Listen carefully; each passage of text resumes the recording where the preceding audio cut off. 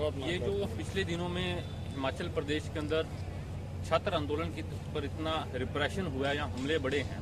इसका मुख्य कारण वही है कि जो वहाँ की शासकीय पार्टी है, जो वहाँ की कांग्रेस पार्टी है, उसके नेतृत्व में शिक्षा के क्षेत्र में जो बहुत बड़े बदलाव हो रहे हैं और छात्रों के विरोध में जो नीतियां लेके आ रही है विश्व स्तर पर, ये जो आपके अकादमिक रिफॉर्म है जिनका नेतृत्व रूसा करती है, या फिर चॉइस बेस्ड क्रेडिट सिस्टम जो बाद में आया है, इसके साथ साथ जो फीस वृद्धि हुई है और साथ में वहाँ पर जो छात्रों को लोकतांत्रिक हक हैं, स्टूडेंट यूनियन के इलेक्शन, उनके ऊपर बैन जो लगा है, इसके खिलाफ स्टूडेंट्स ने उसको स्वीकार न करते हुए जो हिस्टोरिकल लड़ाई लड़ी है, एक साल के अंदर से जो उन्होंने कैंपेन किया है, लड़ाई लड़ी है, इससे वहाँ की सरकार ऐतिहासिक तौर पर अब प्रसिद्ध हो गई है जनता के अंदर, और जनता, आम जनता उन लोगों से प्रश्न पूछ रही है। हमारा ऐसा मानना है कि एक तरह से वो सरकार की हताशा है और उन्होंने कोशिश की है कि वो इस आंदोलन को खत्म करने के लिए जो हमला पुलिस के द्वारा उन्होंने करवाने की कोशिश की है। पर अच्छी बात यह है, मेरे को ऐसा लगता है हिमाचल ही नहीं पूरे भारत के लिए एक अच्छी बात है कि अगर इन नीतियों की हम लोग खिलाफत संगठित होकर करेंगे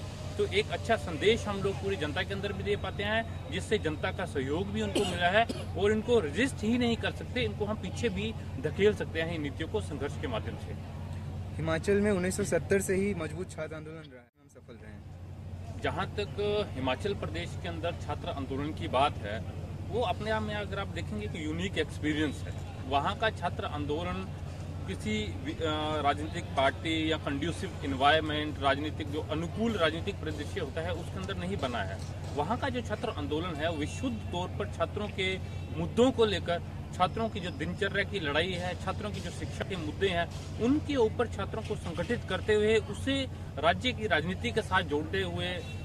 आगे बढ़ा है। यही उसकी मजबूती भी है। वहाँ के आंदोलन के अंदर वो जो उनकी मैथ से लेकर उनकी फीस से लेकर जो अकादमिक मुद्दा है वो एसएफआई उठाती आई है एक तरफ, और दूसरी तरफ उनके दिनचर्या के अंदर जो एक लाइव रिलेशन है, जो एक जीवंत रिश्ते छात्र के साथ बनाने के अंदर सक्षम हो पाई है वहाँ की एसएफआई, वो एक उसका मुख्य आधार बनी है, जिसके चलते हम देखते हैं कि XYZ political party Bhajpa Congress लगातार वहाँ पे रिपीट होती है। इतने बड़े हमलों के बावजूद भी एसएफआई वहाँ पे अड़िग रही है। उसका कारण है कि बहुत बड़ी व्यापक जो उसका आधार है वो आम छात्र है और वो उसके साथ मजबूती के साथ खड़ा है। जहाँ तक हमारे छात्रों का अनुभव है और हमारे छात्र जीवन का अनुभव है, हम एक लाइन के अंदर बोल सकते हैं कि शिक्षा के प्रति नीतियों के नजरिए से हम लोग देखें तो कांग्रेस और भाजपा की नीतियों के अंदर एक भी आप अंतर नहीं देख पाएंगे, किसी की तरह भी अंतर नहीं है। हाँ, हम ये जरूर मानते हैं कि जहाँ आपका कांग्रेस है वो सीधे तौर पर नीतियों के अंदर शेप करता है, जो उनकी आर्थिक नीतियों के आधार पर जो शिक्षा आम जनता से दूर होती जा रही है, जो नीतियों को वो आगे लेके जा रहे हैं वो करते हैं। लेकिन साथ में जो भाजपा है वो जो कैडर का डिप्लॉयमेंट होता है, जो अपनी समझ से जुड़े हुए लोग हैं, आरएसएस से जुड़े लोग हैं, उनको मुख्य पदों के ऊपर लेकर आना, जिसका क्लासिकल एग्जांपल अभी के जो वहाँ के अरुण दिवाकर नाथ वाजपेयी, जो आरएसएस के एक बहुत बड़े नेतृत्वकारी भूमिका के अंदर मध्य प्रदेश के अंदर रहे हैं, रीवा यूनिवर्सिटी के अंदर, उनको वो लेकर आए थे और उसी से उन्होंने वो वहाँ के जो पूरे स्ट्रक्चर को बदलते हुए उन्होंने वहाँ पे कोशिश की थी। लेकिन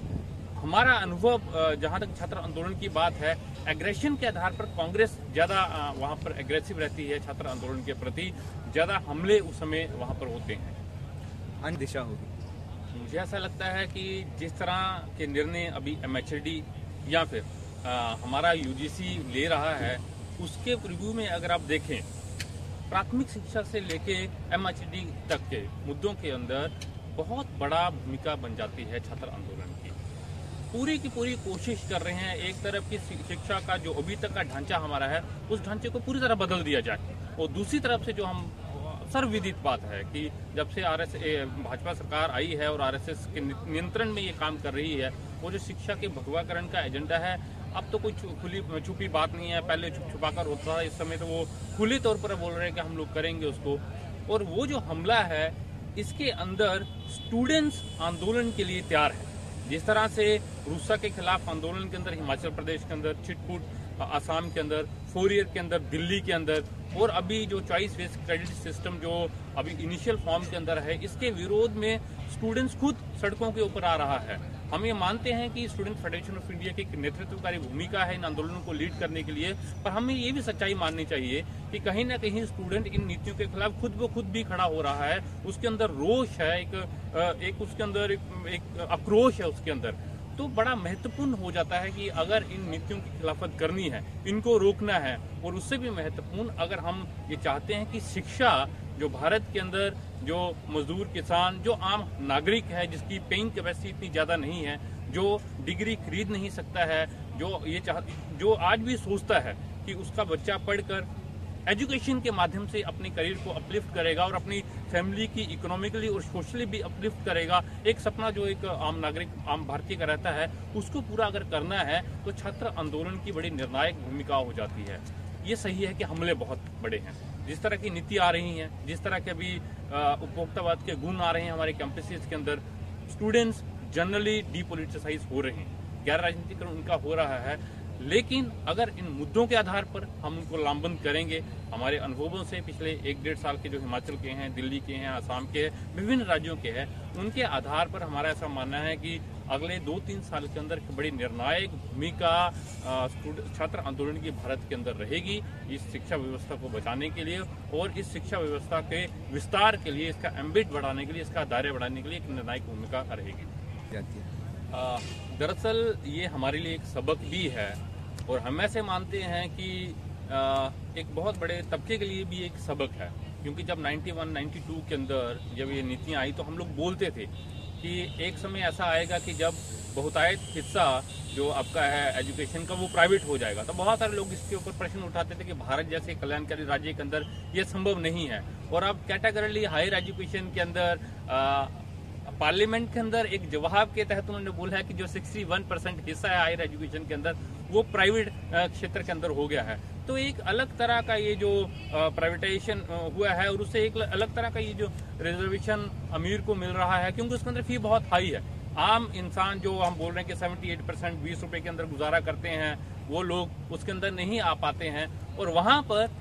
बिल्कुल मनमानी है एडमिनिस्ट्रेशन की। वो किसी भी तरह की डेमोक्रेटिक वॉइस, इनफैक्ट किसी भी तरह की एकेडमिक सजेशन भी वो स्वीकार करने के लिए तैयार नहीं है। उनका जो मुख्य लक्ष्य है वो वही है कि किसी तरह से एजुकेशन वहां दे और प्रॉफिट, मुनाफा कैसे वहां पे कमाना है।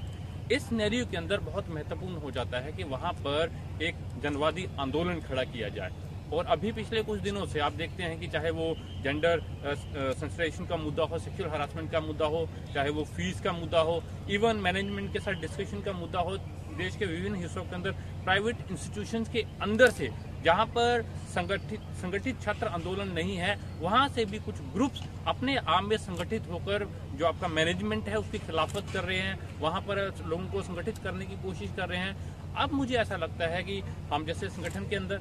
के आगे भी जो एक जिम्मेवार संगठन है और जो पूरे का पूरा भारत के अंदर छात्र आंदोलन है, उसके सामने एक निर्णायक मोड़ है कि अभी इन जो प्राइवेट इंस्टीट्यूशंस भी हैं उनके अंदर भी छात्रों को संगठित करते हुए एक